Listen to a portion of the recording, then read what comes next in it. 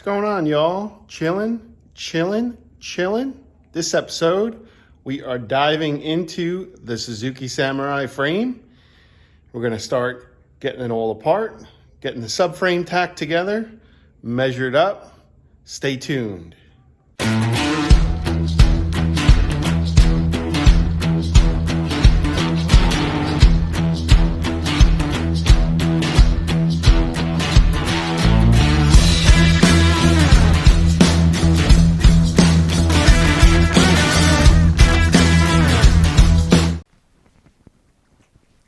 All right, well, if you're new to the channel, I'd like to thank you guys for checking it out. If you're not new and you're following this build, basically what we're doing is we're prepping the frame to get it narrowed. We're going to take the steering off, the box. We're going to get these stabilizer bars off. We're going to get our spindles off. Basically just going to have two rails with upper and lower control arms. Everything in the front's going to be off. We're going to take this inch and 3/4 box tubing. We're going to weld this on. Notice our 2-inch box tubing here slides across, which is what we want. We're going to cut 6 inches out of the center here. We're going to weld one side of this up, and then once we take our lower bar out, it's 4 bolts that hold it on. Drop it to the floor, cut our core support, and she'll be ready to slide in. We're going to narrow the frame 6 inches and get it prepped up to mate the subframe with the Toyota frame. Basically, we're almost there. I've got one side of the subframe cleaned and beveled. The other side behind me, the right side, has to be cleaned and beveled. And probably tomorrow's episode, we'll be putting the two together. So enough of the chip chap. Let's get to work.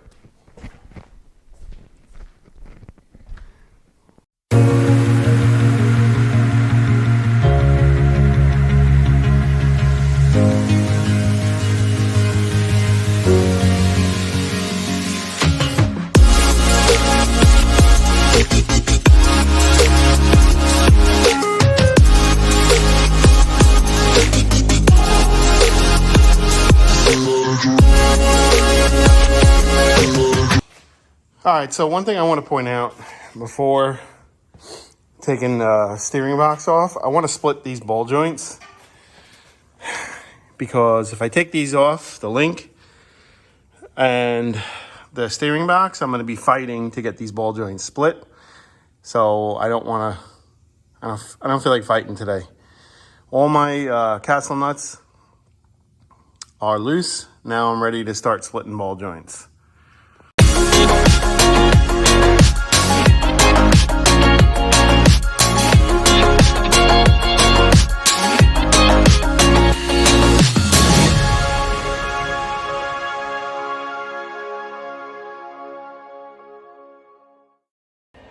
Good morning, guys. It's the next day. I ran out of time yesterday.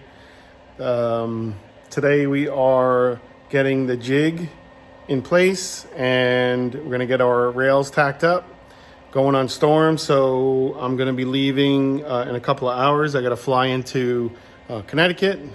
So this is going to be a short rest of the video. Anyway, without further ado, let's get started. All right, so I've got my jig laid out. Everything's clamped down nice. My gaps are as good as I can get them. Not a big deal. We're gonna put flitch plates on them. Everything's level, everything's measured out. So what we're gonna do is put the camera down and tack up a test piece. Now, it's always a good idea to practice on a test piece first to make sure your temperature isn't too hot or too cold. And that's what we're gonna do now. So, get our gloves on, our howdy doody hat. Time for a new one. Make sure your gas is turned on, and away we go.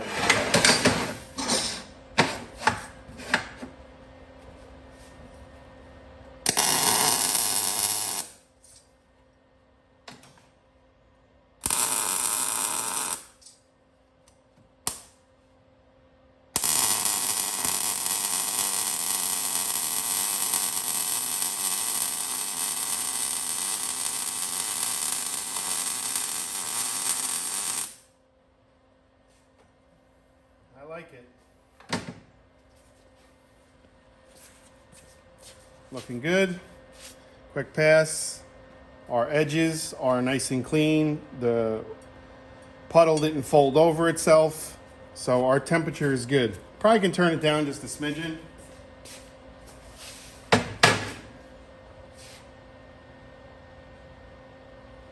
All right, so we're gonna tack our pieces up.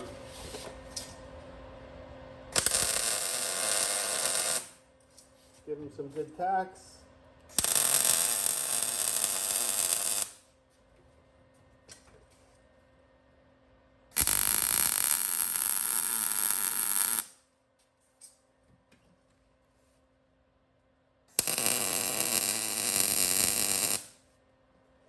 We don't want it to come apart because we're going to still test fit before we do a final weld.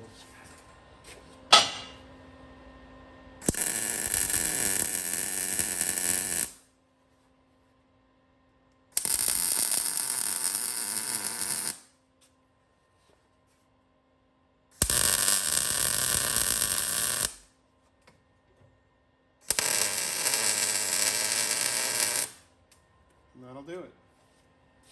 It's all packed up. We're going to sit it down, put it aside, come off all these clamps. We're going to leave our bottom ones on, this one and this one. And yeah. There she is. Boom. Set her on the floor.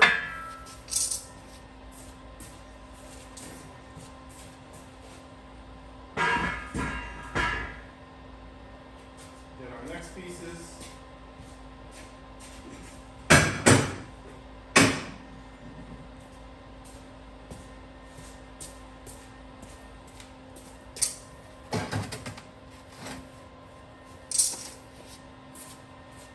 Number one.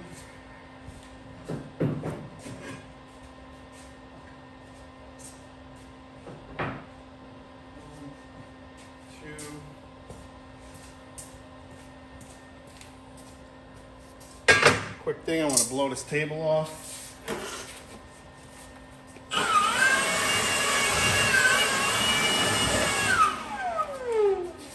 Make sure there's no chunks of metal.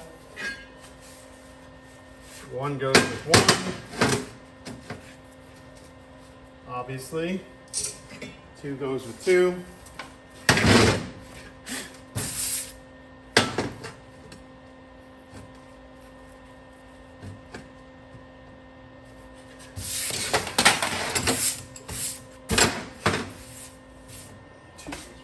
Three goes with three, and so on.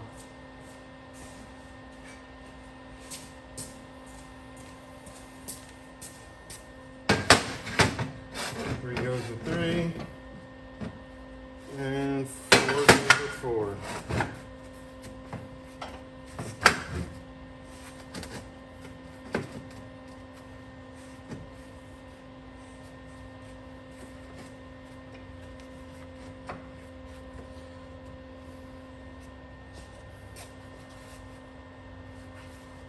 Checking for proper fitment.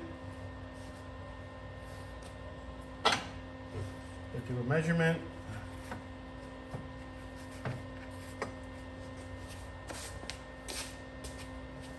Tape measure.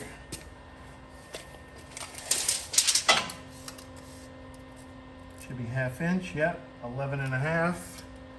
And 11 and a half, bingo dingo.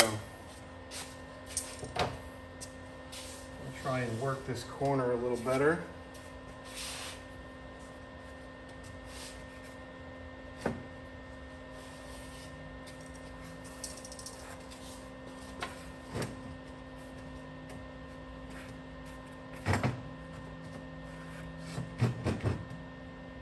That's better.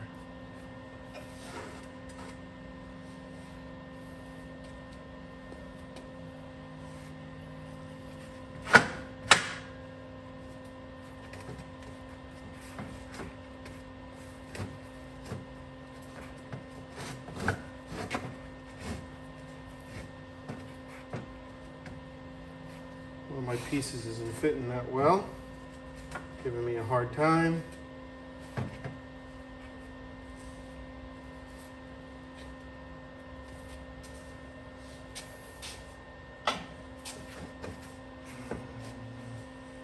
This one?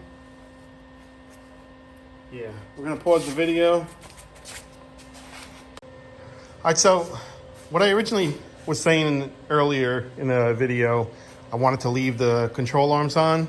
I had a better idea, so I decided to pull them off because I've got some other parts coming, and basically it's not a big deal to bolt them back up. Real quick, give you an idea what we're doing. So our old bushings in here were worn out.